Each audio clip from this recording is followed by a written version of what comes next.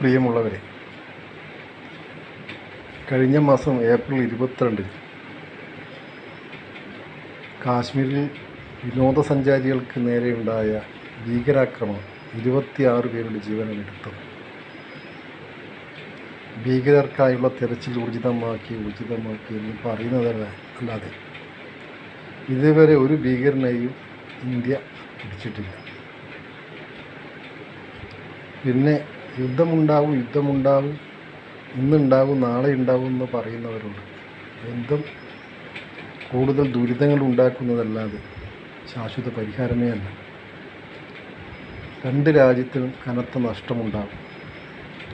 ജീവച്ഛവമായിട്ടും ജീവൻ പോയിട്ടും പിന്നെ അങ്ങനെ പലവിധത്തിലുള്ള ദുരിതങ്ങളാണ് അനുഭവിക്കാൻ പോകുന്നത്. പിന്നെ ഓരോ രാജ്യത്തിനെയും അനുകൂലിക്കുന്ന മറ്റുള്ള രാഷ്ട്രങ്ങളുണ്ട്. അവർക്ക് ആയുധ കച്ചവടമാണ്. ആയുധ കച്ചവടത്തിലാണ് അവർ ആ രാജ്യം മുന്നോട്ട് പോകുന്നത്. അപ്പോൾ അവർ യുദ്ധപദ്ധതി ഉണ്ടാക്കി അവരുടെ ആയുധം വിൽക്കപ്പെടാൻ യുദ്ധക്കൊതി ഉണ്ടാക്കി വിൽപ്പന നടത്തുന്ന ഒരു സമ്പ്രദായം ഉണ്ടാകും. അതാണ് അവരുടെ ആവശ്യം. ആ രാജ്യം അങ്ങനെയാണ് അവരുടെ രാജ്യത്തിൻ്റെ നിലനിൽപ്പ്. അതുകൊണ്ട് ആരും തന്നെ യുദ്ധമുണ്ടാകും എന്നുള്ളൊരു പ്രതീക്ഷയിൽ ആരും നിൽക്കേണ്ട. 26 ജീവൻ പോയി. ഇനി മേലാൽ അങ്ങോട്ട് ആർക്കും ഒന്നും സംഭവിക്കാതിരിക്കാനുള്ള മുൻകരുതലും കൃത്യമായ ഇടപെടലുകൾ നടത്തുക എന്നുള്ളതാണ്. ഇത് പറയാൻ കാരണം, ഈ 26 പേരെ വെടിവെച്ച് കൊല്ലുന്ന സമയത്ത് ആ ദിവസം വരെ കൃത്യമായ നിരീക്ഷണത്തിലായിരുന്നു ആ പ്രദേശം, വിനോദസഞ്ചാര മേഖല. അന്നാണ് നിർത്തിയത്. ആ നിർത്തിയ ദിവസം ആണ് ഈ അപകടം ഉണ്ടാകുന്നത്.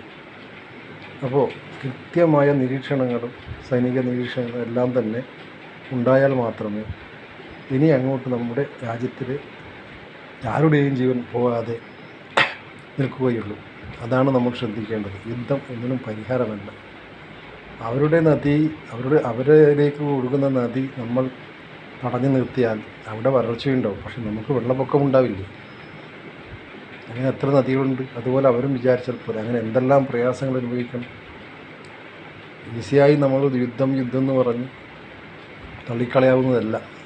അത് വളരെ ഒരുപാട് കടമ്പകളും ഒരുപാട് പ്രശ്നങ്ങളും നമ്മൾ അറിയാത്ത ഒരുപാട് പ്രശ്നങ്ങളും നമ്മുടെ മുമ്പിലേക്ക് വരാൻ പോകുന്നുണ്ട്.